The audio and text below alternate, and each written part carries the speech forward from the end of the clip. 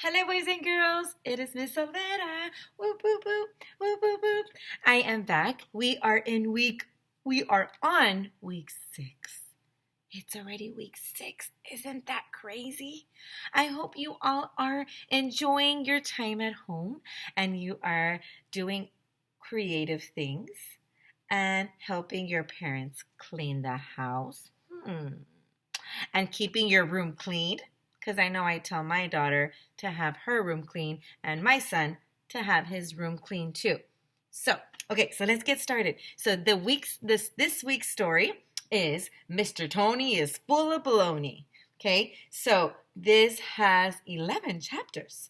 Okay, so we're going to read just chapters 1 and 2 today. So let's get started. Okay, chapter 1, it says, "My mom's big nose." Hey. It says, "My name is AJ and I hate asparagus." Ha! I bet you were thinking I was going to say that I hate school, but I didn't. So, na boo boo on you. That just goes to show that you shouldn't count your chickens before they're hatched. I really don't know what that means, but my mom is always saying you shouldn't count your chickens before they hatched. Nobody knows why. I wouldn't want to count chickens even after they were hatched. Who wants to count chickens at all? I've heard of people counting sheep, but never chickens. I don't even know anybody who has chickens, except for maybe the one we keep in the refrigerator for dinner. And it's easy to count one chicken. 1. See? You're done counting. Where was I? Oh yeah. So you'll never believe what happened to me a couple of weeks ago. I came home from school that Thursday, and my mom said, "I have big news, AJ." "Your nose isn't that big?" I replied. "Very funny," my mom said. "The big news is that I'm going back to work." "What?" Look at his face. "Before my sister and I were born, Mom had a job. She worked in a restaurant that was back in ancient times and when dinosaurs roamed the earth. My mom would stop working so she could take care of us. That's not even like working at all because they don't even give you any money for taking care of your own kids.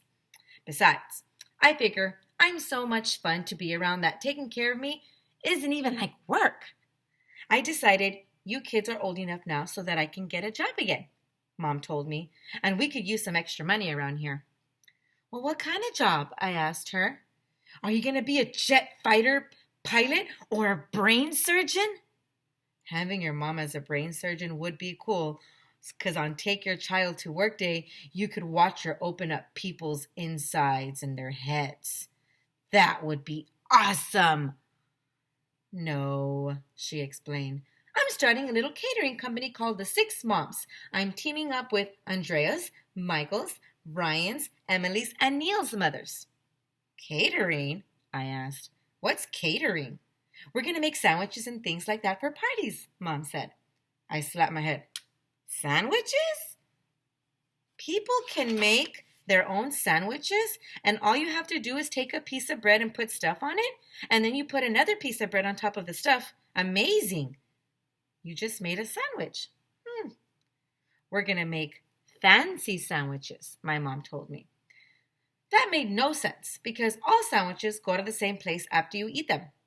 "You should make something people need," I told her, "like a homework machine or something to spray on your skin so girls will stop bothering you."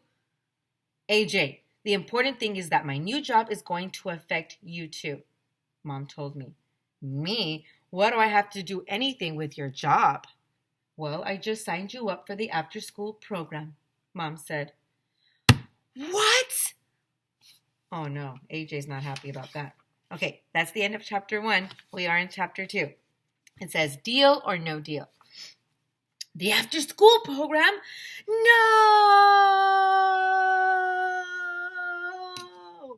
It really says that. Look. No. Not the after school program. Anything but the after school program. It's bad enough that I have to go to school for 1,100,000 hours during the day. Now I have to go to school after school is over. I thought I was gonna die. This was the worst thing to happen to me since TV turnoff week. My life was finished. Can't you just Poke my eyeballs out instead of sending me to the after-school program? I asked Mom. That would be more fun. The after-school program will be fun, AJ. You'll get to play games, sing songs, make projects, and be with your friends. That's got to be better than just sitting around the house watching TV after school. Well, I like sitting around the house watching TV after school, I told her. What could be better than sitting around the house watching TV? No matter what I said, I couldn't talk her out of it. My mom was going back to work, and I had to be in the after-school program. When I met up with my friends walking to school on Friday morning, I could tell that they were all depressed. I guess you heard the bad news, said Michael, who never ties his shoes. Yeah, said Ryan. Who will eat anything? Who will eat anything, even stuff that isn't food? Starting today, we have to go to the after-school program. This is horrible, said Neil, who we call the nude kid, even though he wears clothes. This is the worst day of my life. Our lives are over, I said. Bummer in the summer. That's when Andrea Young, this annoying girl with curly brown hair, she came skipping down, and she was with her crybaby friend Emily. Did you hear the news? Andrea said, all excited. Our moms are starting a catering business, and we're going to be in the after-school program. Ugh. Not only did I have to go to school after school, but I have to go to school after school with little Miss Know-It-All Andrea. It was definitely the worst day in the history of the world. I was in a bad mood all day long, and I couldn't concentrate on anything my teacher, Mr. Granite, was saying. All I could think about was the after-school program. Just before the 3 o'clock bell rang, we had to go to the all-purpose room for the assembly. I sat next to Ryan, and little Miss Perfect sat in front of us.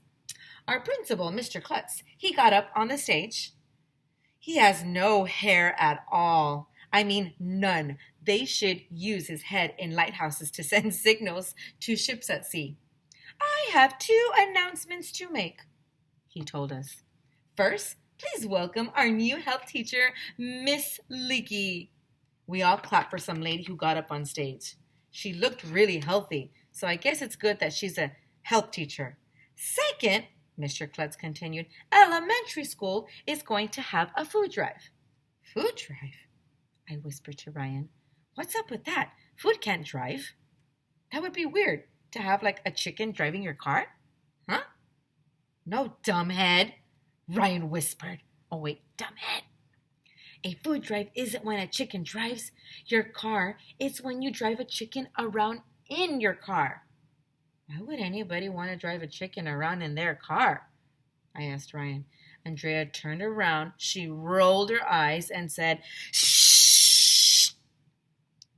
A food drive is when you collect food for needy people, Mr. Klutz announced. Oh, I knew that.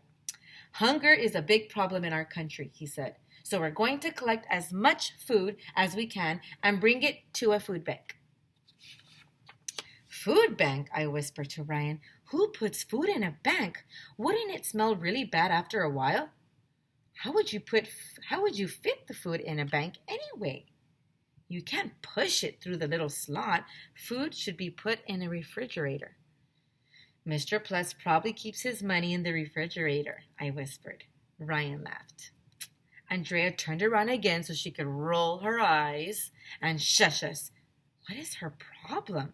Why can't a bank full of food fall on her head?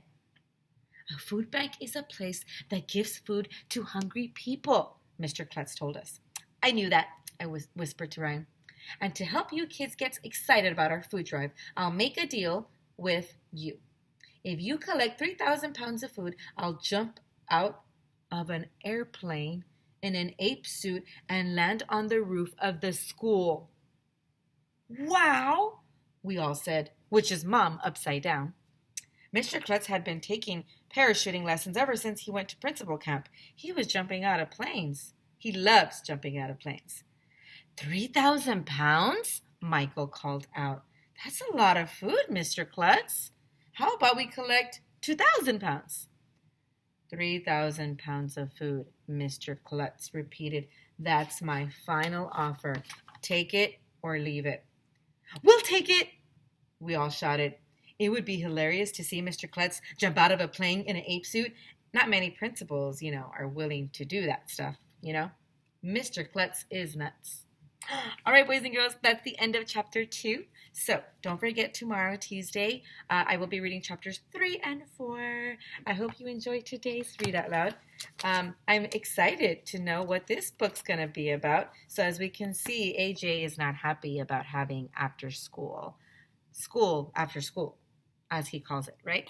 Okay, boys and girls, I hope you have an amazing Monday. Don't forget to tune in tomorrow again for chapters 3 and 4.